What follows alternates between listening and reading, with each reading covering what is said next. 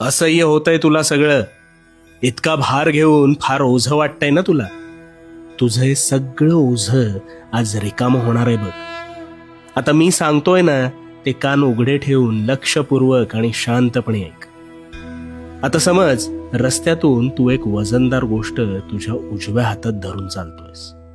सुरुवातीला चालताना तुला तितकासा भार जाणवत नाहीये, पण जसं जसं तू पुढे सरसावतोस तसा तुझ्या हातावर अधिक ताण येतो. आणि मग अशा वेळेस तू काय करतोस तर ती गोष्ट तात्पुरती का होईना खाली ठेवतोस अथवा दुसऱ्या हातात घेतोस. का? कारण भार झेपेनासा झाल्यावर त्यावर त्याच वेळी तू तत्परतेने मार्ग काढतोस आणि त्या हातावरचा भार टाळतोस. मग यातून काय कळलं? ज्यावेळी भार होतो असं वाटतं त्यावेळी त्याच वेळेस त्यावर तोडगा काढणं हे भाग असतं.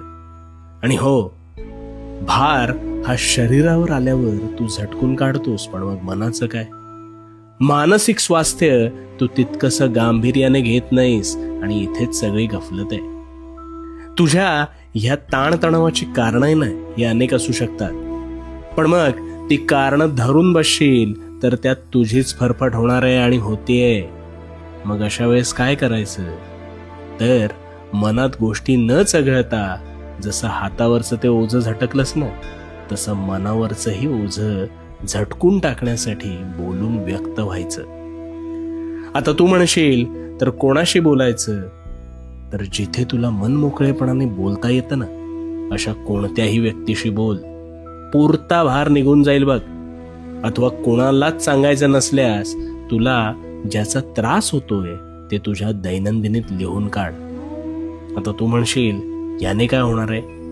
अरे कुठेतरी का होईना व्यक्त झालास म्हणून हा भार जो आहे ना हा निश्चितच हलका होणार आहे. आणि तुझ्या तणावाचं जे रूपांतर आहे ते मानसिक विकारात न बदलता तू तुझ्याच प्रश्नातून इथे मोकळा होणार आहेस.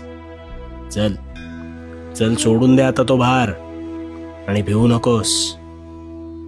नकोस. मी तुझ्या पाठीशी आहे. भिवू नकोस, मी तुझ्या पाठीशी आहे.